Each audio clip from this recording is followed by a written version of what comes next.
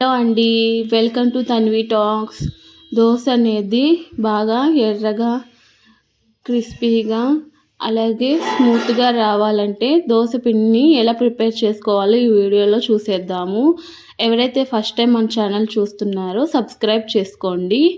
ముందుగా ఒక గిన్నెలోకి నేను 1.5 గ్లాసు బియ్యాన్ని అయితే తీసుకుంటున్నానండి.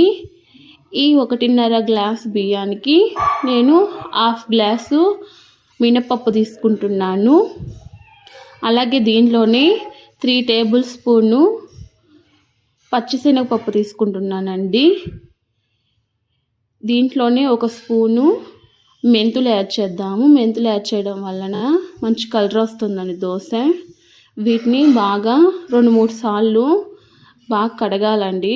వీడియోలో చూపిస్తున్నట్టుగా మీకు బాగా ఇలాగా స్మాష్ చేసుకుంటూ బాగా కడుక్కుందాము.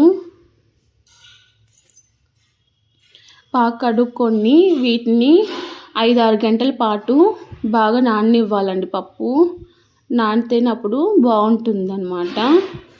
5-6 గంటలు నానబెట్టిన తర్వాత ఎప్పుడైతే మనము పిండిని వేసుకుంటామో అప్పుడు ఒక 10 నిమిషాలు ముందుగా నేను ఇక్కడ ఒక చిన్న టీ గ్లాస్ అంతా అటుకులు తీసుకున్నానండి. ఈ అటుకుల్ని నానబెట్టి పెట్టుకోవాలి. పిండి రుబ్బే 10 నిమిషాల ముందుగా వీటిని నానబెట్టి పెట్టుకుంటే సరిపోతుందండి.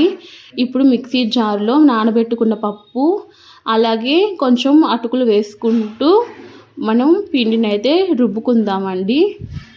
ఇలాగా జారుడుగా పిండిని అయితే మెత్తగా రుబ్బి పెట్టుకోవాలి. ఇలా రుబ్బి పెట్టుకున్న పిండిని ఓవర్ నైట్ ఒక నైట్ అల్లా అలాగే ఉంచాలండి. చూడండి పిండి ఎలాగ ఫామ్ అయిందో.